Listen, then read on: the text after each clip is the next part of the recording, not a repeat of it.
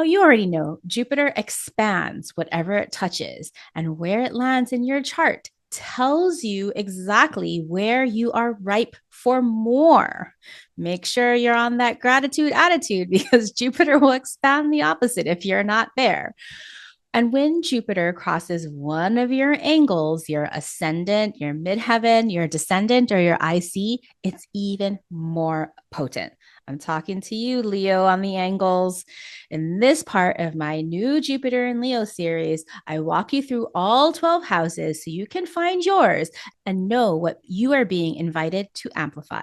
This was recorded inside my masterclass with Star Powered Circle, my community for change makers ready to take up more space. The doors are open if you'd like to join us.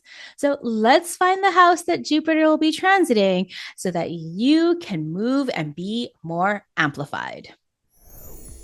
I'm Leslie Tagorda, a business astrologer and creator of the Astro Brand Method, blending more than 20 years of brand strategy with the precision of astrology to help entrepreneurs and underrepresented leaders make their mark. As Jupiter moves into Leo and crosses Leo, looking at the house that Jupiter will be transiting, because that is going to be where in our leadership, where in our work, we have the most opportunity. I like to call this the energy is ripe for something to happen. We're not predicting what's happening, but we're intentionally choosing what we are open to amplifying our radiance or opening up and amplifying our leadership, harnessing the power of Jupiter. And so we're going to be looking at these different houses because Jupiter is going to be going through them. And I'm just going to be reading through these and, start thinking for you, like where Leo is in your chart. For me, it's mostly in the third house, really prioritizing the cusp. Okay. So earlier, Key was saying that third and fourth house for her, but because that the fourth house cusp, which is the IC, the Imam Coeli, that's going to be really important. So if we have the cusp, we want to prioritize that cusp. So the Leo risings in the house. We have, yes, Trisha, yes, Carmen. Um, we're thinking about how are we open to Jupiter amplifying and believing. Okay. So in the first house, how are you open to amplifying and believing in your boldest self? How are you open to amplifying and believing in your boldest self? How can you step into the spotlight? And if you have that spotlight trauma we were talking about earlier, how do we start to change those beliefs and those feelings around that so that you can take up space and lead with your radiant magnetic light? For those of us with Leo mostly in the second house or that second house cusp with Leo, just like Dr. Sweta, how are you open to amplifying and believing in your worth, like your royalty? Right? Leo royalty, sovereignty. If you have issues with royalty, we're not talking about monarchy, we're talking about the idea, right? Not power over, but just that sovereignty that royalty has. Your creativity, your taste, your confidence are your richest currency right now. Okay. For those of us that have Leo mostly in the third house, like me with my Gemini rising, how are you open to amplifying and believing in your voice? uh, as I'm getting ready to, get this brand new book into the world, this is a big one that I've been revving up against. How can I share more on social media? How can I speak up more? How can I grow my audiences with my message, with jovial confidence that lights up every room? So how can I bring in more Leo into your voice?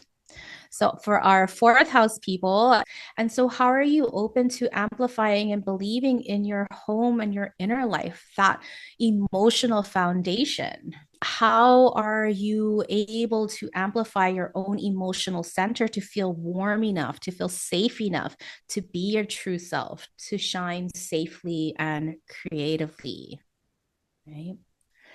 Now, for our fifth house people with Leo, with Jupiter moving through your fifth house, asking you, how are you open to amplify and believe in your joy? Right? I mean, for all of us, Jupiter and Leo is asking us to believe in our joy, right? But this is even more important for you in terms of like saying a wholehearted yes to putting and prioritizing your play and your passion and your creativity, right? Unapologetically. Tell people to put their sunglasses on. You're going to shine bright. So we still have with Cecilia, we have our sixth house folks, right? And so how are you open to expanding and amplifying and believing, right? I put the believing in here because for those of us who are struggling, we have to change our beliefs, we have to change our feelings. And if you have Leo in your sixth house and Jupiter is going to be going through there expanding it, what do you need to expand and believe about your routines that feel like creative self-love, right? So this love, self-love, play, creativity, embodied joy, this is a daily practice for you. How are you going to amplify that? For Aquarius risings with the seventh house, right? This is really potent because you have that Pluto Jupiter hanging out in your seventh and first house of me. And so, this for you, you're here to really open up and amplify and believe in your relationships. Okay. How can you believe in vibrant and generous partnerships? So, like Karen was saying earlier, right? Like, I don't have to do this all alone. I can depend on other people. How can I collaborate with fellow creatives who celebrate your light, who support your light? For our eighth house friends, for Jupiter moving through the eighth house, if you have Jupiter, Leo on the eighth house, how are you open to amplify and believe in your courage and trust to transform so that you can heal what has been dimming and clouding you and that you can regain your confidence at the root? Trust your confidence, trust your creativity. If you have Leo on the ninth house, how are you open to using Jupiter to expand and change your beliefs around your bigger vision, your why, so that you can take your joyful purpose and your brilliance to a wider, even global stage? Maybe you want to start your podcast or your YouTube channel. Maybe you want to publish a book. Maybe you literally want to be on stage. All of that is true. Now, if you have Leo on your 10th house, on your midheaven, I love my friends that have like the Jupiter on or the Leo on the midheaven. They are just such huge personalities. And we love that, right? And so even rising, Leo rising, big, right? And so if you have Leo on the 10th house and Jupiter is going to be crossing your midheaven, how can you be open to expanding and believing that your place is on stage, that wherever you walk, the stage goes with you? Leo MC with moon, total introvert. Ah, that moon, Leo moons. Leo moons are tricky, huh? Just like those Aries moons. There's a lot of things to work through there. Yeah, they got to work through that Leo moon. Like, I don't know if I want to be seen. Yes, you need to be seen. And so that you can rise as the respected tastemaker and heart centered leader you are meant to be. Okay, for Leo on the 11th, how will you be harnessing this Jupiter transit to expand and believe in your soul community? They need you. They want you to build and create courageous circles that change the world with love, heart, creativity. And lastly, for Leo on the 12th house, right? Leo on the 12th house, all of our Virgo risings here.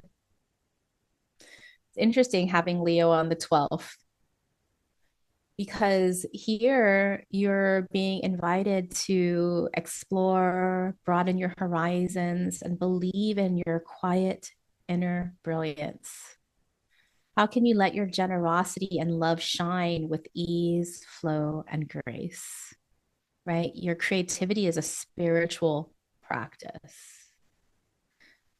So, friends, as you kind of read through your house prompts for this next year, I'd love to hear what's coming up for you. How are you going to turn this into action? I'm going to stop sharing and I want to hear what you have to say. Who's inspired? Meaning you don't have to think about it. Okay, inspired. Carmen, what comes to you? Like I know you're thinking, but you're like you're inspired, so you don't got to think. What are you gonna like do with your Leo rising as Jupiter Okay, crosses through? all right. Okay, you asked, so buckle up. Um, okay, so I know you. Anyway, focus, Carmen. So my Leo is fairly split between 12th house and first house. It's 11 degrees Leo, my AC. So when I look at both options available to me, it makes sense because the 12th house is, what did you say? Explore and believe. There was Your something else. quiet brilliance, Yeah, your spiritual explore and practice. believe, which is what I've been doing. And like your generosity, love this is like a confirmation to me. It's like all the work that I've been doing over the past year is like this is it. The Jupiter coming into Leo is like this last bit of stuff I'm putting into the fire from the whole past year. So that makes sense to me because this is exactly what I've been working on. Yeah. Um, and then right halfway through, it's like boom, now it's crossing my AC and it's like, yeah. And I know what that feels like because I experienced it last year, so I'm ready for that. Yeah. So it doesn't so I feel ready for that. I go, okay, that was last year's experience. How much better is this one going to be? Way And better. then if I look at the mundane chart for, because that popped into my head, um, the mundane Leo is in the eighth house, which I thought was very interesting. And Jupiter would be coming into that, which is the courage to transform and heal what dims you and reclaim your confidence at the root. So that all makes sense to me. It certainly explains what I'm feeling, what I'm experiencing, how I'm integrating that. Sometimes well, sometimes not, but giving myself the grace to, Yeah. be feel what I need to feel without judgment and with a lot of compassion. And I mean, if this doesn't help me focus on how I'm supposed to help people shine. Well, my friend, let me cut you off right there. But Carmen and Trisha, with your Leo risings, how are you supposed to help people shine? You have to show them as a role model by being the person that shines with that Leo rising, right? Right, Yes.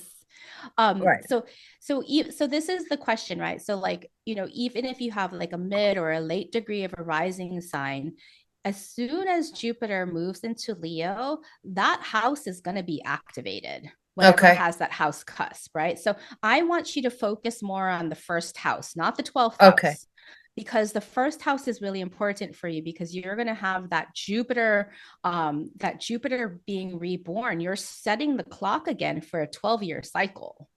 Right. Yeah. And my Mercury's in there too. Mm-hmm. So I know Sweta had asked that same question or so. So I want, like really focus on the house cusp. Focus on like what house is ruled by Leo for those house prompts. Okay. Ishel. Yeah, and now that you're saying those things, my cusp is 2 degrees, and so Venus is already in there. And I Yeah. swear, like as soon as Venus entered, I don't know what happened, but of course, my Venus is in my 10th. in Capricorn, right? My Venus. Your natal So Venus. yeah, and did that opposition with Jupiter on my in a direct opposition to my Venus when Yes. they conjuncted. And so something happened in that, and it's like everything locked into place. Like things that have been missing for a really long time all got very, very clear. And like, I just, right now, I'm having to apply my cap your flow discipline to myself Yep. because that fifth house flow is just literally on fire. I love that. Um, so yeah, it's been so with Jupiter there, I'm very, very excited what's coming. Yes. Oh my gosh. I love hearing that so much. And I love hearing how the Jupiter Venus opposite your natal Venus. I have my Capricorn Venus too. So as like Jupiter was finishing up that Cancer energies. I didn't feel it that big, but that's okay. Well, I'm thinking it just protected me from something else. Well, you can borrow mine, and we should definitely talk because you're a part of what's coming. Oh my goodness. So Yeah. we need to chat. We'll set up I'll get Jeff to set up a call for us. I would love to Okay. catch up with you. Yeah. Thanks, Michelle. Does anybody else want to share their house prompts before we move on to a couple of like our worksheet and like doing some intentional work? Anybody? All right. I'm really excited. So keep this question to heart. Remember, it's not just for right now, it's for the entire year until August, right? We have to hold this. And that's why we do that Vision Star Lab again, also at the beginning of the year. So thank you again. If this podcast has touched your heart, please share it with others. Please leave me a rating and review so we can reach the hearts of even more change makers like you.